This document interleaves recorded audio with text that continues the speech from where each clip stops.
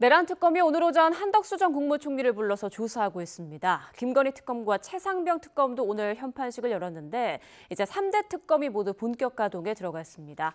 취재기자 연결합니다. 김대근 기자, 내란 특검이 한덕수 전 총리를 소환했다고요?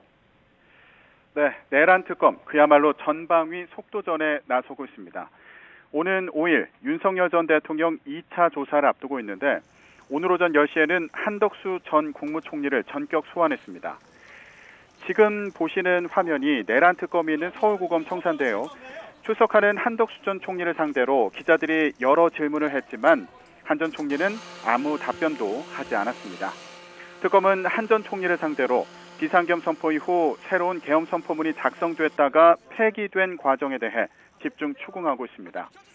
한 전 총리는 계엄 이후 새롭게 작성된 계엄 선포문에 서명했지만 며칠 뒤 사후 문건이 만들어진 게 알려지면 문제가 될 수 있다며 강희구 전 대통령실 부속실장에게 폐기를 지시한 혐의를 받고 있습니다.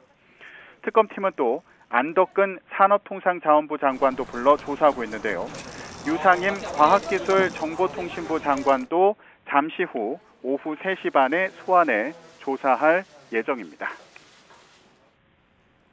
네, 그리고 윤석열 전 대통령 측은 오는 5일 오전 9시에 출석하겠다는 입장이라고요? 네, 내란 특검은 윤석열 전 대통령에게 2차 조사를 위한 3차 소환 통보를 했습니다. 지난 1차 소환과 마찬가지로 특검은 오전 9시에 나오라고 통보했지만 윤 전 대통령 측은 오전 10시에 출석하겠다고 밝히며 신경전을 이어왔는데요.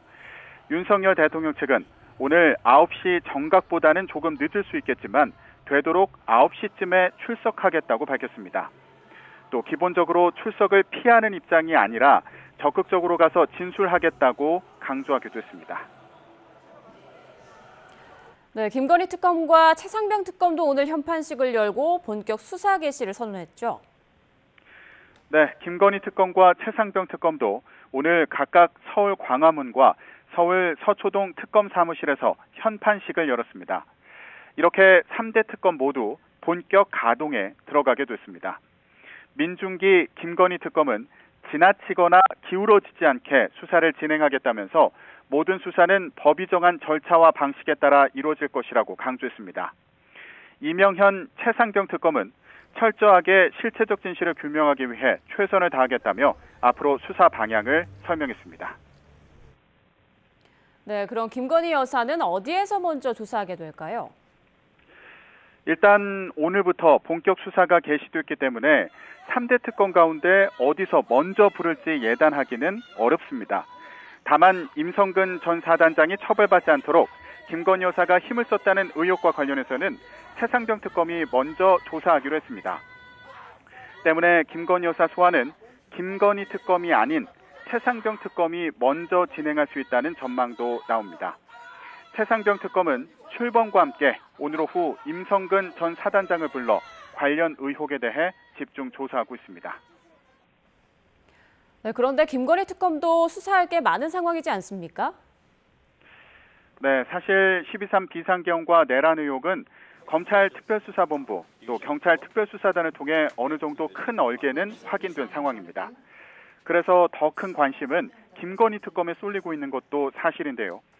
도이치모터스 삼부 토건 주가 조작 의혹, 또 공천 개입, 건진법사 청탁 의혹 등 수사 대상만 16개에 달합니다.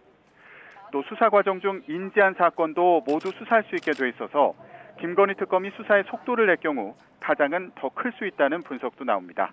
지금까지 사회부에서 YTN 김대근입니다.